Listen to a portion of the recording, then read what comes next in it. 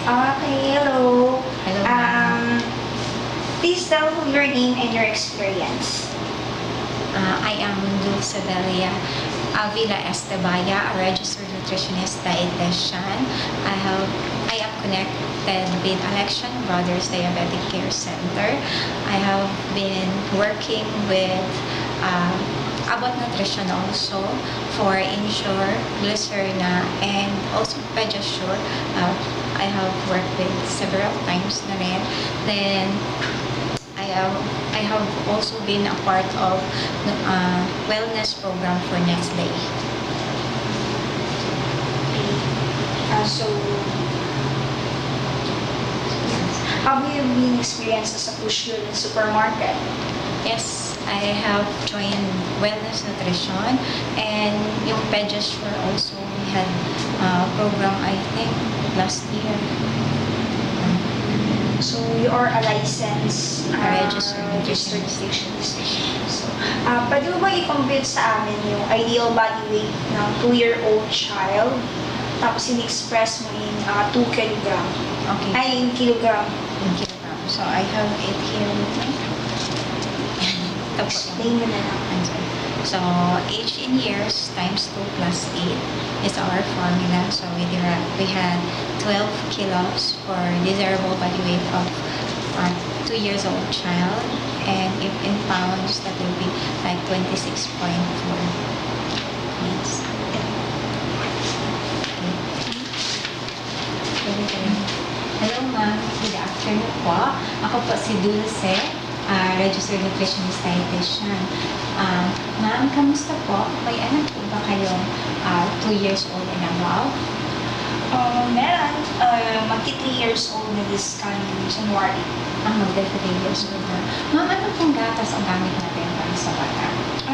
Sa ngayon, gatas niya is Alaska. Bakit niyo po napili itong gatas na ito para sa anak niyo? Mura, affordable, at meron siyang mga nutrients talaga na kailangan ng mga kids. Kailangan ng bata. Ma'am, ilang taon niyo na po gamit itong gatas na ito? Magti 3 months or 4, mga ganun. 3 to 4 months. Kamusta naman po yung timbang ng bata? Okay naman. Okay naman po.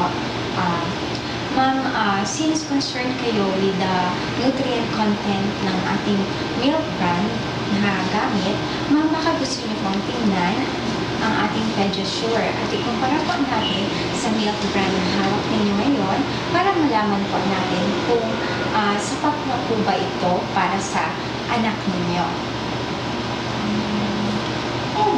Marami namang nutrients na meron sa Alaska. Ano yung nagkaiba sa brand mo at sa brand namin? Ito po kasi Pediasure is complete na po ito with vitamins and minerals. Pwede din po itong gamitin as meal replacement. Kamusta naman po ang pagkain ng bata? Medyo nagde-depend lang sa gatas talaga. Pag yung age na yun is dependent lang talaga sa gatas. Hindi naman siya kayo masyadong kumakain ng gulay or meal talaga. So, dependent talaga sa gatas. So, meaning po na medyo mahirap pa kainin ang anak nyo.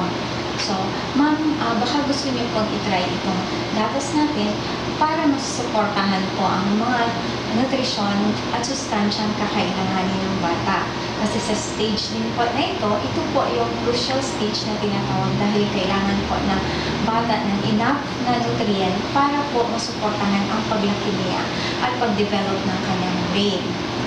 Para ma-maximize po natin yung capacity ng bata to learn and to grow.